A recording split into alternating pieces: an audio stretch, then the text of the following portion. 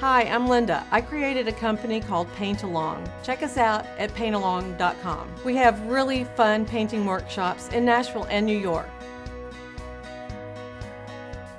We've already prepared our canvas by putting different shades of blue in horizontal strokes. I'm going to start with a turquoise blue, and I'm going to start at the top portion of the canvas, and I'm just going to put lines coming across almost straight. You want them to have a little bit of a wave to them. You let them kind of go in and out of light and shade. As it gets closer to you, the waves should be getting wider and further apart. So that's depicting the surface of the water. The next thing I would like to do is show you how to make a soft rolling wave. This is the flat 3/4 inch brush, and I'm going to load it up with a little bit of white paint.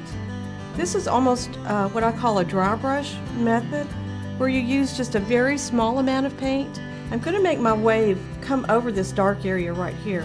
I want it to look like it's just falling softly over this dark area. That's going to be the shadow in the inside portion of the wave. So I'm just going to start right here, and I'm going to use a soft curve and just let it go to nothing as you come across. And then as I get further along, I'm just going to let it flatten out.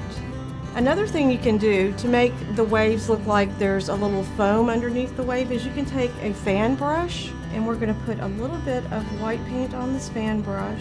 We're just going to dab a few little dots here, and it gives it the illusion that the waves are bubbling. The next thing I'd like to demonstrate is how to create a rock with a big wave crashing against it. I'm going to use my 1/2 inch flat brush, start with some brown paint, and I'm going to put the rock in this left-hand corner. What I'm going to use is a dabbing technique with this brush, just laying down the foundation of this rock. I also want to add a little bit of white paint to it to give it a few highlights. So I'm going to blend it right into my brown paint, and then I'm just going to dab in some white highlights into the rock. The next thing I want to do is make the water look like it's splashing up against the rock. So what I'm going to do is I'm going to use a 1 inch flat brush. I'm just going to put it right up against this rock. I think I'll also put a few little dabs of the turquoise blue just every once in a while in that to give it some color. I'm going to go back to my fan brush, and I'm going to take the paint that's on here, and I'm just going to stroke up, and it'll give it a look of like the water is just splashing off of the rock.